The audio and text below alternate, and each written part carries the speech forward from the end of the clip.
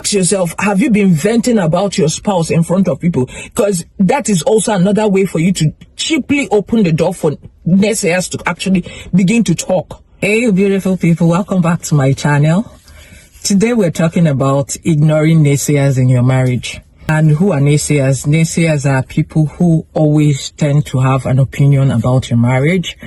They tend to have an opinion about you, your spouse, if they're okay for you. I don't know if you've heard people try to say their opinions, give unsolicited advice and opinions about your marriage, about what you should be doing, what you should not be doing. And oftentimes these remarks are usually negative, and that is why we are talking about this, ignoring naysayers' opinions about your marriage. Why should you ignore this? Most times these comments, these remarks are coming from people's biases, people's resentments, and at times it might just be from a place of jealousy, or people who are not just happy with what you have, and you might not know it, in as much as they present it also nicely. Oh, I observed this, if you could do this and all that, and it comes oftentimes like suggestions. But if you're not careful, these are seeds, and words have power. When they keep sowing these seeds in your heart, before you know it, it could start building resentment towards your spouse. The Bible says, guard your heart, for out of it flows the issues of life.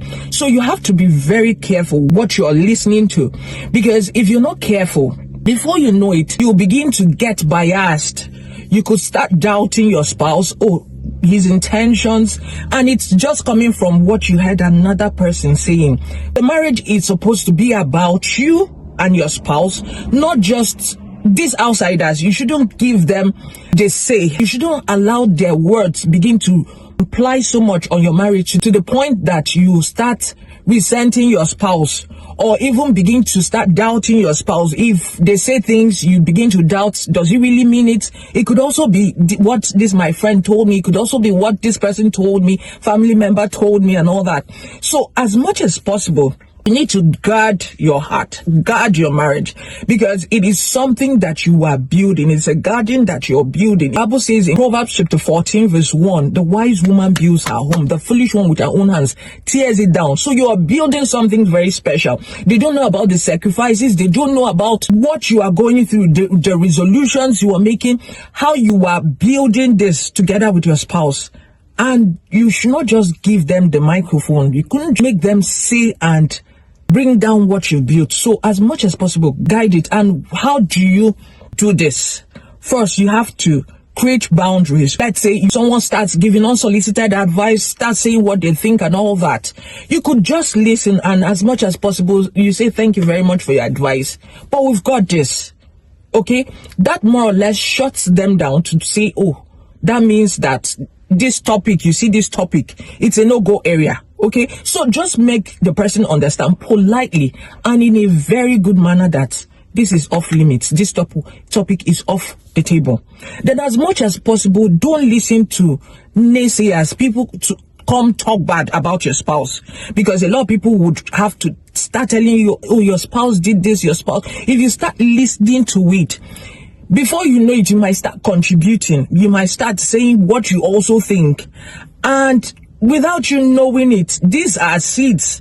And if you're not careful, before you know it, you start building resentment towards your spouse. So as much as possible, do not entertain people coming to talk negatively about your spouse in front of you. Even if it's a weakness and you know it.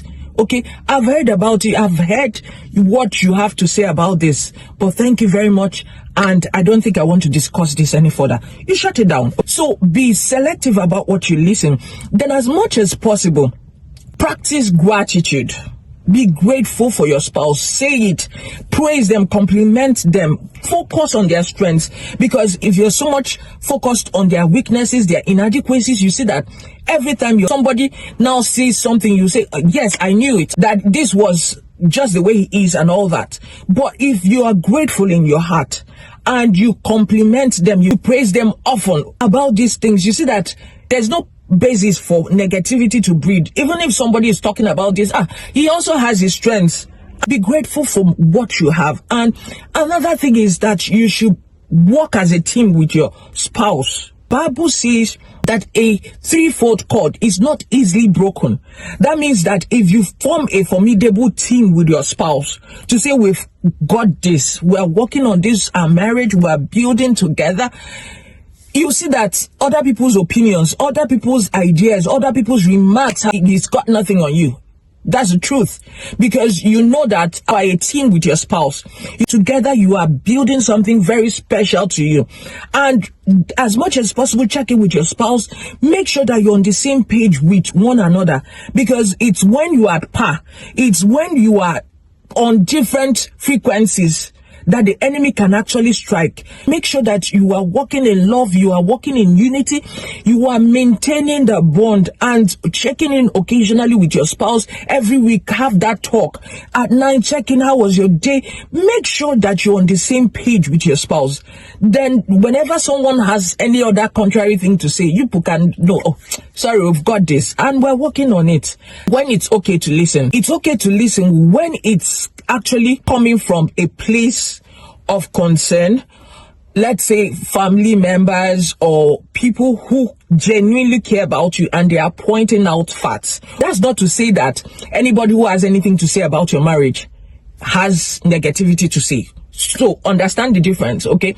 People who always want to talk negatively, people who always want to project what they feel about your marriage. Oh, you didn't marry the right person. Oh, you were not a good fit for this, your spouse. Oh, this. But if it's coming from a place of concern, if it's coming from a place of, oh, we really care about you, but I think you could do with much work here, do with much work here. So you understand that this person is actually looking out for you, looking out for your interests. It's okay to listen. It's okay to take those advice in good faith and work on that. So as much as possible, narrow the voices that speak over you.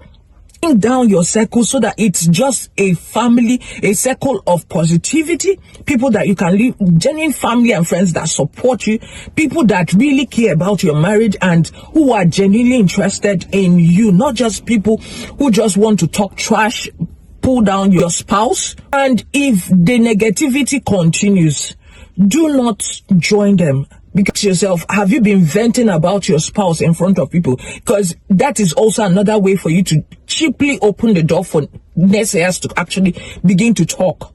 And oftentimes, if you contribute to that conversation, let's say you vented, the thing about it is that oftentimes they go and start reporting this. They might not say it the way you said it. They might not imply it the way it is. They will have a mix of their own, and before you know it, the story is so twisted and they'll say it's coming from you. So you don't even know who is genuinely interested, who is genuinely concerned.